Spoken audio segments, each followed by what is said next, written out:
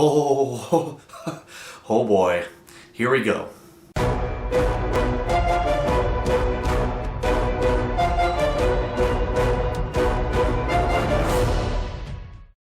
Hey everyone, welcome to my movie Reedview of Batman v Superman, or Batman vs. Superman, Dawn of Justice. And so it'll star Henry Cavill again as Superman, as well as the additions of Ben Affleck as Bruce Wayne and his butler, and then you have Wonder Woman and some cameos from the Justice League members and all the other people from Man of Steel like Lois Lane and other people. So get ready for this big event movie. And as if you can't tell from my shirt, my most anticipated of the year is Batman vs. Superman, so I was really looking forward to this movie, but there isn't going to be any spoilers in this video because there are some things that I don't want to ruin for other fans and audience members, so I'm mostly going to talk about the plot and characters and technical points that make me give it the score that I do.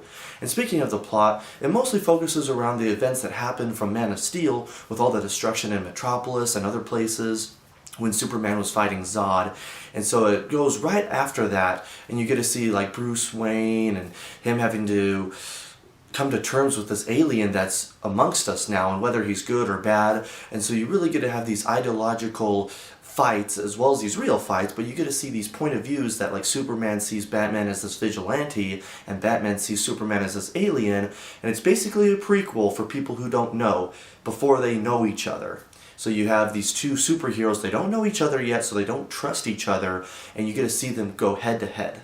But while they're doing this, Lex Luthor, who also is pretty much against Superman, and I'll get into more of him later, but he goes against Superman to basically take him down, and he's trying to create this other thing to help him take him down. And so you have that storyline, but then you're also introducing Wonder Woman, which you don't get a lot of her, but you do get some of her, as well as they're setting up these other plot points for the Justice League. A little more than I wanted in this movie, which I'll also get to, but that's basically the summation of the movie. You have Batman, Superman, the movie goes into their points of view, at least somewhat, and you get to see them go head-to-head as well as ideologically, and then you have these other story points that set up the Justice League movies coming out in the next couple years.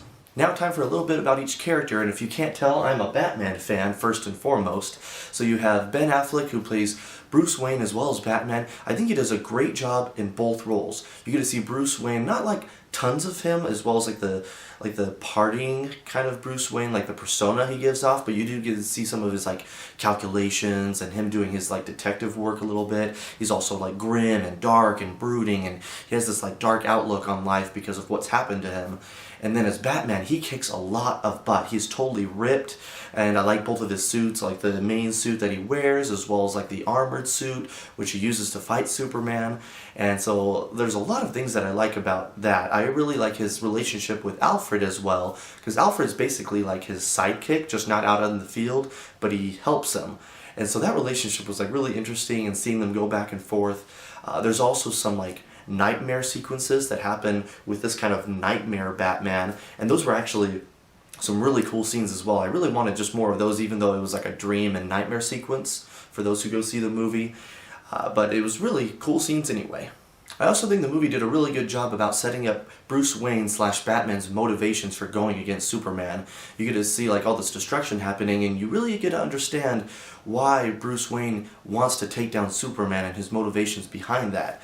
And speaking of Superman, I think Henry Cavill did a pretty good job again as Superman. I still think Ben Affleck was a better actor, but Henry Cavill did a fine job as Superman as well as Clark Kent, and kind of showing those different pulls that he has, whether trying to be more human or trying to use his powers, and people don't realizing that he's trying to use it for good. You get to see a lot of the consequences that happen from Man of Steel and him having to deal with that emotionally. So that part I think they did a pretty good job with as well. His relationship though with Lois Lane is fine, it's just kind of there, and they have that romantic relationship, but it didn't really add much to the movie, I thought. And then you have Wonder Woman, aka Diana, which I don't know if they call her that in the movie, but that's her name, Diana. And she's very mysterious in the movie. She has a very small role. It's not a cameo. It's kind of like a supporting role, but more just kind of here and there in the movie. But she's very mysterious. I'm really interested to see her movie. And I think her fighting as Wonder Woman were some great scenes in the movie. I won't go into what those scenes are, but she does fight. You do get to see some of her, and those kind of scenes were really awesome to look at. Jesse Eisenberg Jesse Eisenberg as Lex Luthor is really going to divide some people. I didn't mind him, but his character was a little different from all the other characters in the movie. He's a little more wacky, a little more weird and like interesting at the same time. But I think Jesse Eisenberg basically plays a version of himself. In like all of his movies, he's just kind of like that twitchy guy like, well, I'm going to tell you this. And it's like, okay, calm down, guy. And then he also, helps create this like monster like I talked about, Doomsday. I won't go into much of it for those who don't know about Doomsday, but both of those are basically outliers to Batman and Superman going against each other, and then Lex/Doomsday comes into this equation as well to try to mess some things up. And speaking of which, the fight with Doomsday is pretty cool, and like I talked about, there's things with like Wonder Woman, you could have Superman and Batman fighting. Those fights are really awesome as well, and I kind of wanted a little bit more of that actually. But there were some really cool parts in that fight between Batman and Superman. And then you also have Batman doing these other fights between like these criminals and other things, and I really enjoyed those fights as well. So all the fights, all the action were really high points for me for the movie. And although there's a lot of good points in the movie, a lot of the action, a lot of the characters, and the actors themselves were great, I did think that the plot could have used a little more trimming. Like, there was a storyline with Lois that could have been really shortened. Anytime they cut to like her storyline, it was like, okay, let's move on. And speaking of which, there were like 4 or 5 different story points going in this movie. So it'd go like, all right, let's talk about plot A, and then plot B, and then plot C, plot A, plot D, plot C, plot B, plot D, and it would move around a lot like that, so that editing was kind of like choppy. There was a lot that they tried to fit in this 2.5-hour movie, which really I thought they could have just focused a little bit more on Batman and Superman. There was a lot more Dawn of Justice parts than I thought there would be. Like, I thought it would be 2/3 Batman, Superman, and then some setup, but it was almost like half and half.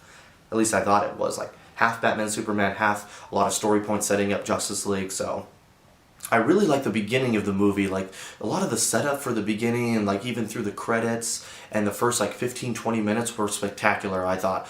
There was like some like imagery and symbolism, and then there's like this cool like action scene that happens. But then after that point, there's some things that go on and I'm like, okay, I'm interested. And then it keeps going on and there's more setup and a lot of those points, and like I talked about editing, here, let's go here. And that lasted for quite a while, like into the second third of the movie, and as it kept going on, near the end of that hour of setup, I was like, alright, let's move on. That's a little too much. And then it starts picking up again, like the last hour, it picks up, gets even stronger, and like really ends on a high note, I thought. So it kind of did this in the movie, like really good, down, okay, back up again. If you're still on the fence, I would still say go see it, because everyone's going to be talking about this movie, so you might as well just go see it, follow the crowd. But, I mean, if you really like Zack Snyder's, which is the director, if you like his style, like Watchmen and 300, and that visual style, like more style over substance, and like these big action movies, then you'll probably like this movie. But then again, there's also a lot of story setup and like some story problems, and but there isn't like so much action. It's like some trying at the substance, but not really working, and then some style. So I would say if you like Zack Snyder, go see it. If you like big action movies, go see it, but also be warned that it's kind of a different movie. It's not really Marvel. It's very dark and very different from what Marvel does, which is good, but whatever. With all that being said, I'm going to give it 3.5 out of 5 stars. It did disappoint me a little bit, but like I said, a lot of the beginning and ending were great to me. I did like some stuff in the middle and some things that had me going, oh, but just a lot of the story points and editing thing I could have been trimmed a little bit to just make the movie more solid. So look for my spoiler-filled review later on. I'll put that out maybe like next week. I really want to talk more about the movie besides just these like vague references. So look for that coming up pretty soon. I'll also try to review some other movies in a couple weeks. And then, I'll make sure to subscribe to my YouTube channel. You could get updates on my other reviews and see what's coming out here on Movie Reedviews. Thanks so much for watching, and I'll see you next time.